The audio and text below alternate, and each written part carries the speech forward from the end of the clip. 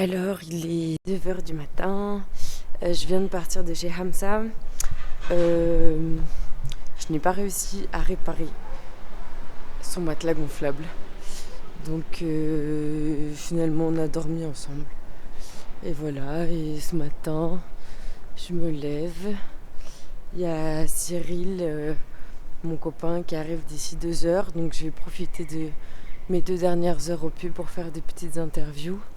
Et voilà, et peut-être aller boire un thé, prendre un petit déj aussi. Il fait pas très chaud, mais il y a un grand ciel bleu aujourd'hui.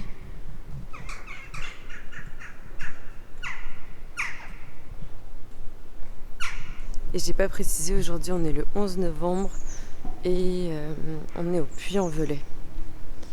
Et là on part en quête de gens à interviewer à 9 heures du matin. Je sais pas si je vais rencontrer beaucoup de monde qui est assez réveillé pour me parler du conflit israélo-palestinien, ou plutôt de la colonisation israélienne en Palestine.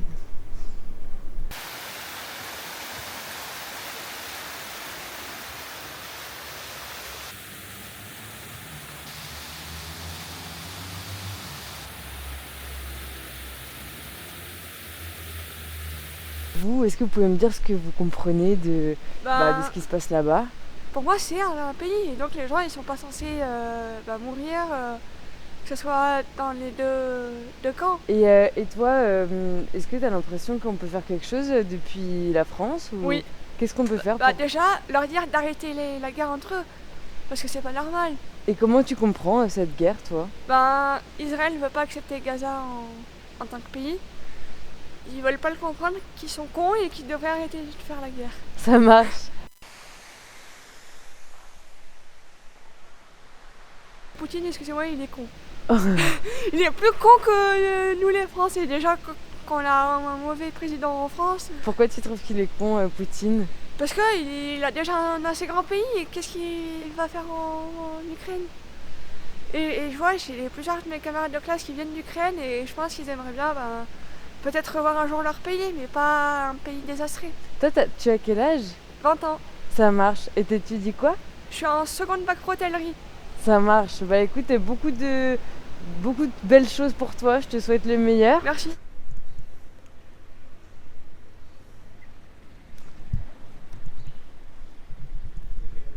Merci Emmanuel déjà de participer à ce reportage. Est-ce que tu voudrais me dire ce que toi tu comprends de ce qui se passe là-bas? D'après ce que je vois, d'après ce que je ressens, c'est un peuple... c'est une grande injustice qui est, on va dire... l'Occident est complice, quoi. Pourquoi? Parce que l'Occident, si réellement l'Occident voudrait, elle pourrait arrêter ça, quoi. Voilà, avec les armements, on sait très bien que l'Occident et les États-Unis arment beaucoup Israël, tout ça. Donc si ils voudraient couper le robinet, ils couperaient. Mais ils laissent faire, quoi. C'est ça qui est le plus désolant, quoi. Et à ton avis, pourquoi ils coupent pas le robinet, justement? Ça, c'est des histoires d'intérêt financier, mais aussi ils soutiennent aussi Israël à cause de beaucoup d'Israélites, on va dire, qui sont aussi dans le paysage occidental, quoi. C'est eux qui font tourner aussi la machine, quoi. C'est ça. Ouais, bien sûr. Et est-ce que tu fais le lien avec ce qui se passe dans d'autres endroits, par exemple comme au Soudan, là, actuellement? Oui, bien sûr. Comment Bien tu sûr. traverses, comment toi tu comprends ce qui se passe au Soudan ou... Il y a beaucoup d'intérêts de partout, quoi, dans le monde. On sait très bien que les États-Unis, que les Occidentaux ont aussi beaucoup d'intérêts en Afrique. Donc ils se permettent aussi de soutenir certaines guerres, certaines rébellions pour leur propre intérêt, quoi. On sait que le Soudan s'est rempli aussi beaucoup d'or. Il y a aussi beaucoup de pétrole au Soudan. Lorsqu'il y a l'or, lorsqu'il y a le pétrole en abondance, il y a beaucoup de guerres, quoi, généralement. Lorsqu'on est un pays, on va dire, en voie de développement, généralement lorsqu'on a un sous-sol bien rempli, les Occidentaux vont souvent faire des conflits là-bas, quoi. C'est ça. Et C'est dommage. pourquoi tu penses que l'homme et la femme, l'humain plutôt, il est aussi sensible à l'appât du gain? Pourquoi est-ce que tout d'un coup, ça devient plus important que la protection de ses frères et sœurs? En fait, c'est que l'humanité, on va dire, se divise en plusieurs parties, quoi. Il y a des personnes, comme tu dis, qui sont beaucoup préoccupées par la protection des frères et des sœurs dans l'humanité. Mais il y a d'autres personnes qui sont plus préoccupées par leur intérêt financier, quoi. Et ça, comment tu comprends ça? Ça aussi, c'est un équilibre, on va dire, que Dieu l'a mis sur terre, hein. Après, ça, c'est des croyances très religieuses, quoi. Celui qui croit en Dieu ou pas. Mais on va dire que Dieu il a aussi équilibré, quoi. C'est-à-dire des personnes bienveillantes et des personnes, on va dire, malfaisantes, quoi. Mais après, c'est vrai que d'après ce qu'on voit là, c'est qu'il y a beaucoup de personnes malfaisantes qui ont beaucoup plus de pouvoir, quoi. Mais bon, après, les choses changent, bougent. Quel pouvoir tu penses qu'on a, nous, aujourd'hui, pour essayer de transformer ce monde en un endroit plus sécurisant pour tout le monde? Déjà, je pense que ça doit partir aussi de chacun. Chacun doit aussi, à la mesure de ce qu'il peut, commencer aussi, on va dire, à combattre le système, quoi. Lorsque je dis combattre, bien entendu, c'est aussi financé, c'est aussi dans le boycott, c'est aussi dans ci, dans ça. Chacun doit faire ce qu'il peut. Voilà. Et le minimum de ce qu'il peut, déjà, c'est intérieurement, c'est-à-dire de ne pas accepter le mal déjà qu'on fait déjà à l'humanité. Voilà.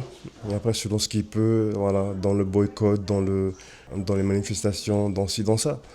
Ceux après qui peuvent beaucoup plus, voilà, les associations, les organisations, tout ça, ceux-là, ils peuvent encore beaucoup plus, quoi. Mais on va dire que ça commence à l'intérieur de soi-même, dans le fait de ne pas accepter l'injustice déjà. Parce que le fait d'accepter l'injustice, c'est ça aussi qui fait toute la différence dans l'impact, on va dire, des choses. Et ça commence à partir de là, quoi. C'est ça. Et tu penses que ça demande un effort de ne pas accepter l'injustice? Le fait d'accepter ou de ne pas accepter, et je pense que ça, c'est pas un effort à faire dans le sens physique, mais c'est surtout intérieur. Pourquoi? Parce que même si on est dans un environnement qui est en défaveur de cela, intérieurement, on peut ne pas accepter ou accepter cela. Qu'est-ce que tu aurais envie de semer comme graine dans ce reportage? Quelque chose qui, toi, t'a aidé dans ta vie ou te structure ou te paraît comme une boussole vers une valeur ou quelque chose qui te fait du bien? Après, tout dépend des personnes. Mais déjà, le fait déjà de croire en Dieu, croire au divin, que les choses ne sont pas faites par hasard sur Terre, même si on voit beaucoup de mal, tout ça, ça me permet de voir les choses déjà autrement, de la meilleure des façons, quoi. Et est-ce que tu penses que justement par rapport à ça, tu sais, des fois on peut dire les choses arrivent par les voies mystérieuses du Seigneur. C'est ça. Et est-ce que tu penses qu'il faut que ça veut dire qu'on doit accepter les choses comme elles sont, même si pour nous elles nous paraissent injustes? Est-ce que tu penses que je me trompe en essayant de me battre pour plus de sécurité et plus de justice, parce que peut-être je vois pas assez la main qui tient les fils? Non, se battre pour quelque chose, pour la justice, la sécurité, tout ça, ça n'a rien de contraire avec le fait de voir la main derrière.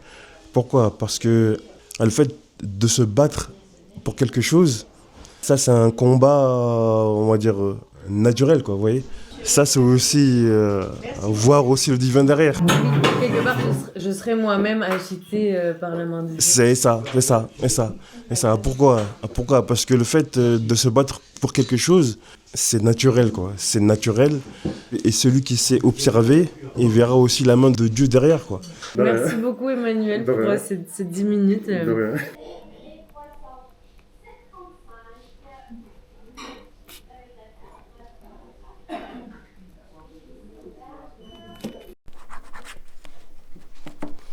Trop chouette. Bah merci beaucoup. De rien. On met notre nom et notre prénom. Ouais, est-ce que tu as envie d'écrire aussi? Si tu veux rajouter quelque chose, tu peux.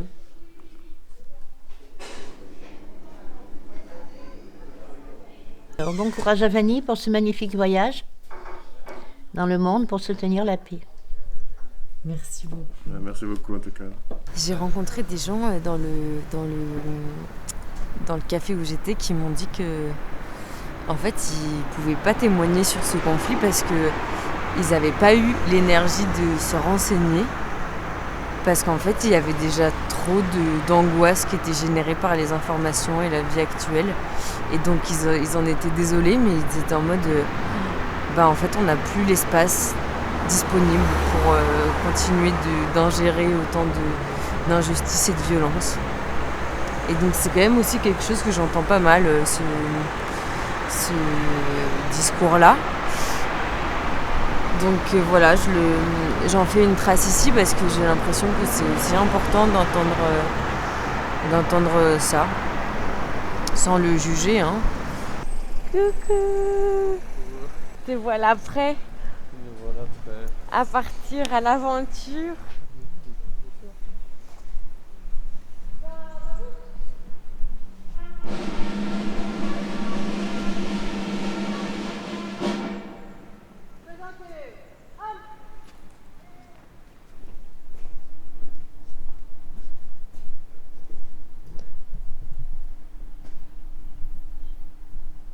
Voilà un deuxième drapeau. Oh là là, j'aurais dû aller sonner chez eux hier.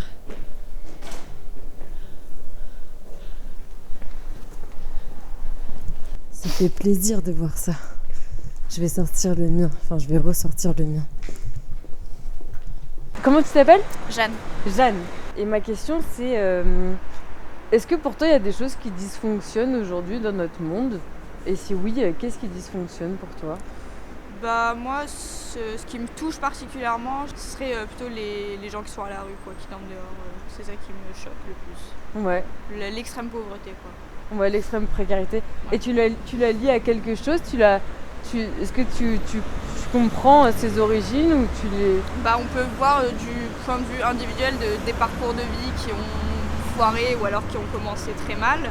Ou alors on peut le voir un système qui prend mal en charge.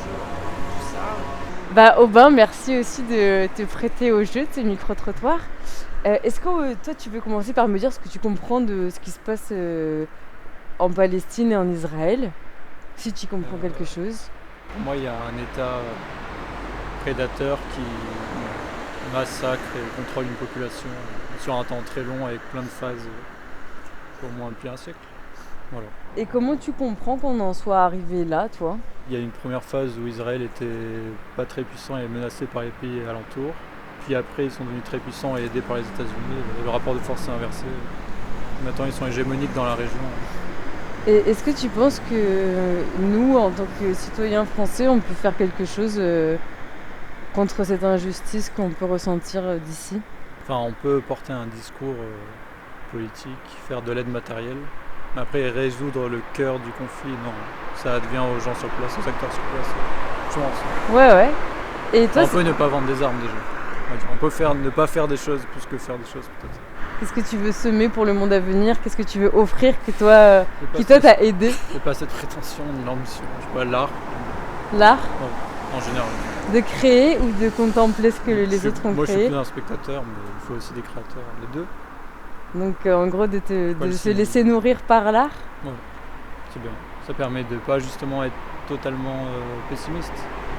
Toujours être la tête dans des événements tristes ou on pourrait dire injustes.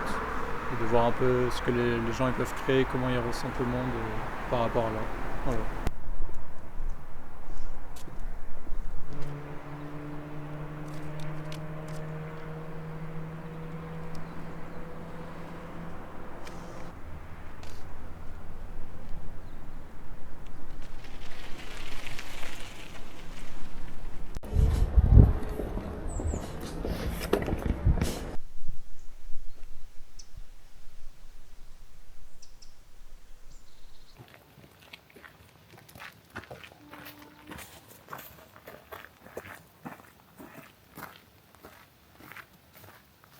Qu'est-ce que vous voudriez offrir Offrir, moi toute seule je peux rien offrir, mais je voudrais tout simplement qu'il y ait la paix dans le monde, et la paix n'existera jamais. Vous y croyez plus à la paix? Du tout. Pourquoi? L'humain est trop prompt à se bagarrer pour les biens, pour les terres, pour plein de choses, quoi. Alors on s'arrête là pour manger? Allez.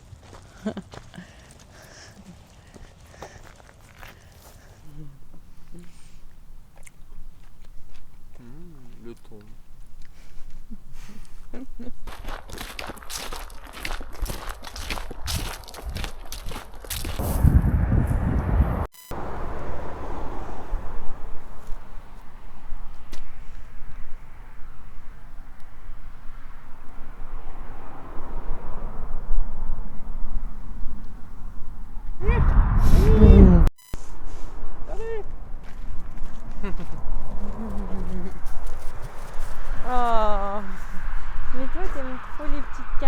Mais après, nous, il faut qu'on y aille.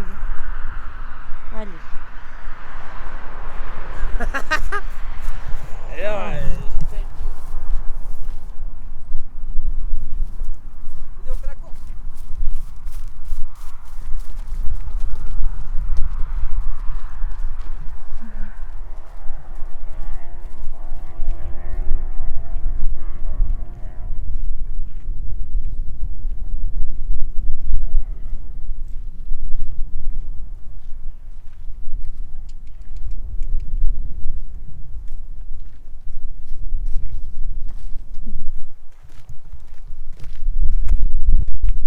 Trop mignon.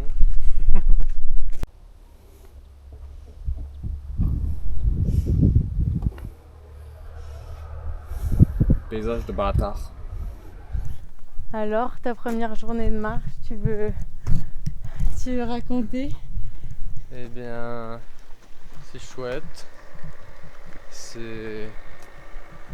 demande de l'effort, mais c'est très satisfaisant aussi de marcher à travers ces paysages, quoi, et ces villes.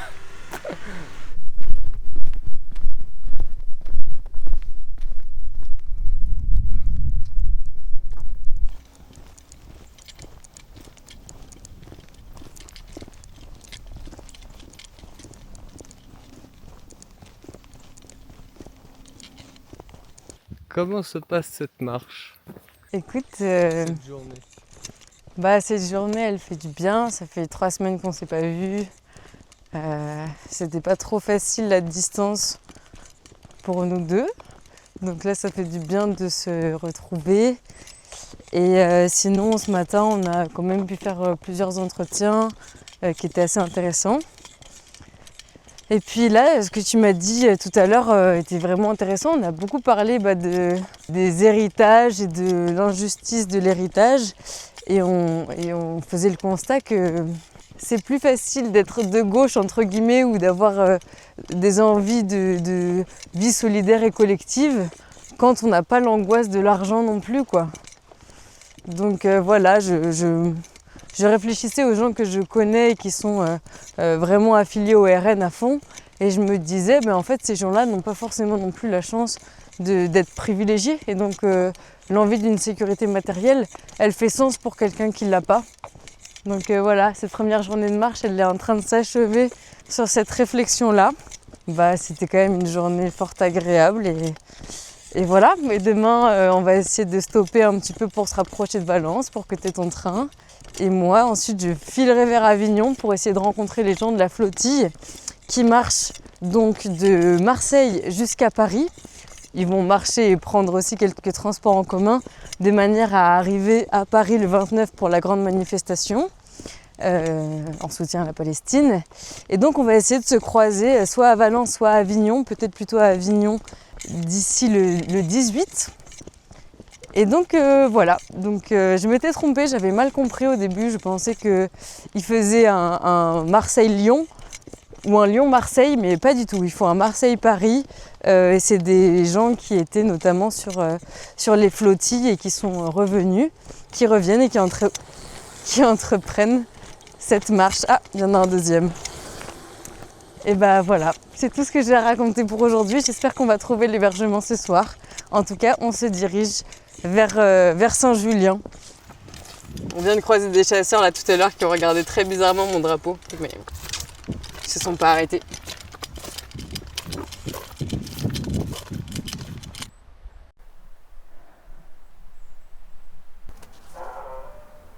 Bon, on peut peut-être aller demander... Ah non, ça c'est éteint. Ça veut dire qu'il arrive. Oh. Ouais, je pense. Ou pas. Donc on a trouvé l'hébergement chez Chantal assez rapidement, au bout de 5 ou 6 maisons. Et voilà, et on vient de manger un gratin de pâte au reblochon. Et c'était très bon. Et Cyril, il est prêt à dormir. Bonne nuit.